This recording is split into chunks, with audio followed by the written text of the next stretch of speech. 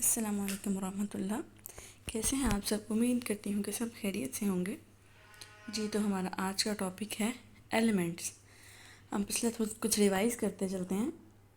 हमने पढ़ा था कि मैटर की दो टाइप्स हैं, मिक्सचर और substance. Substance can be element और compound and mixture can be homogeneous और हेट्रोजेनस मिक्सचर। एलिमेंट्स की डिटेल शुरू करते हैं। बिस्मिल्लाहिर्रहमानिर्रहीम। इन द अर्ली एजेस, शुरू में हमें सिर्फ कुछ ही एलिमेंट्स का मालूम था। वो कितने थे? Only 9 elements were known. उसमें कौन कौन से थे? Carbon, gold, silver, tin, mercury, lead, copper, iron and sulphur. उस वक्त ये सोचा जाता था that elements were the substances that could not be broken down into simpler units by ordinary chemical processes.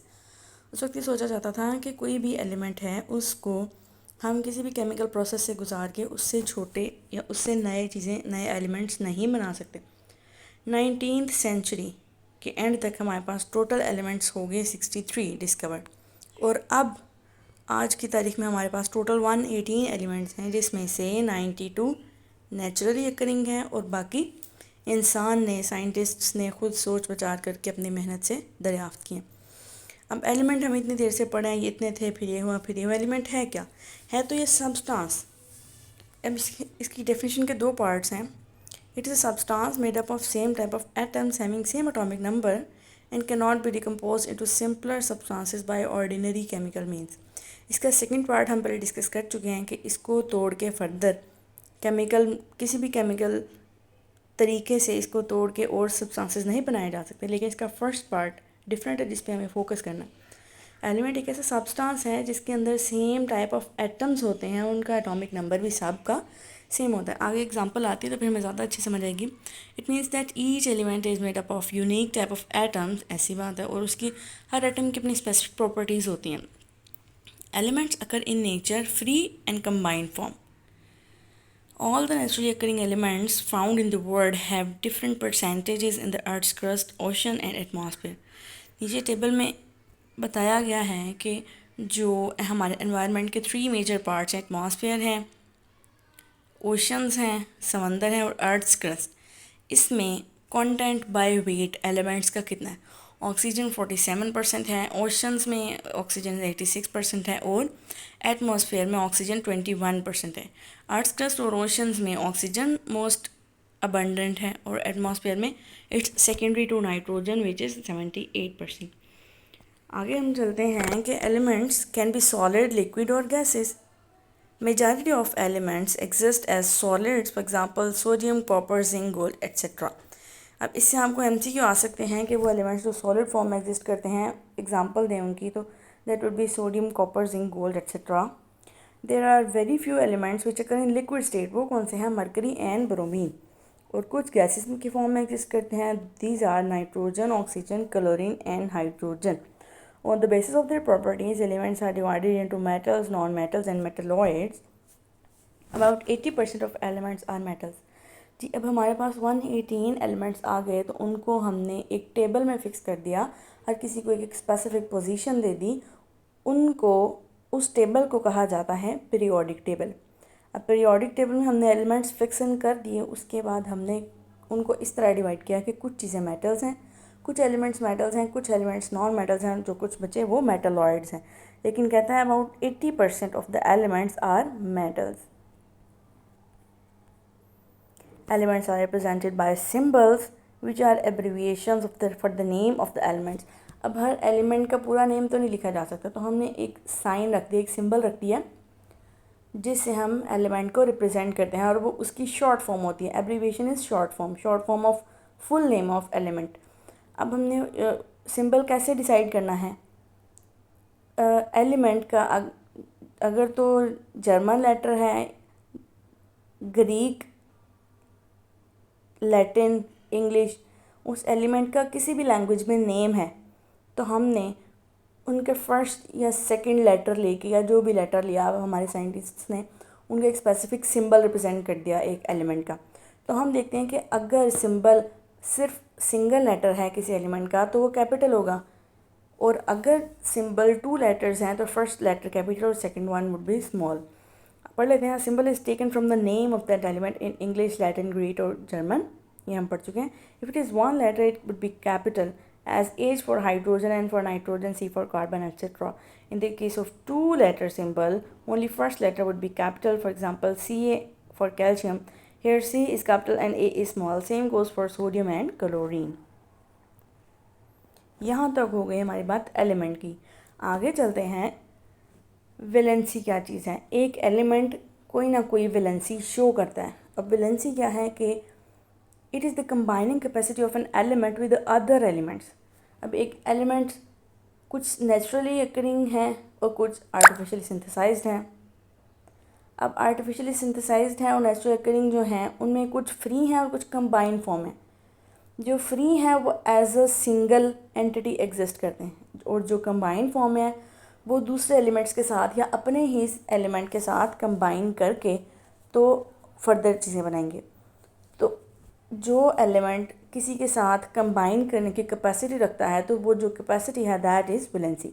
Combining capacity of an element with other elements. It depends upon the number of electrons in the outermost shell. अब shell क्या चीज़ है? एक होता है atom.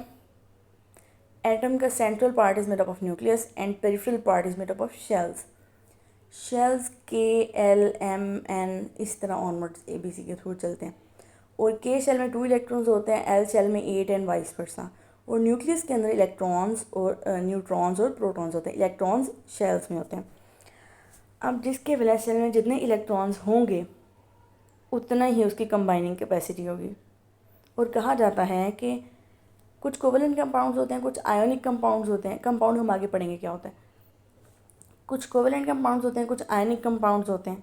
तो आगे हम पढ़ते हैं. In simple covalent compounds valency is the number of hydrogen atoms which combined with one atom of that element और the number of bonds formed by one atom of that element. For example in the following compounds.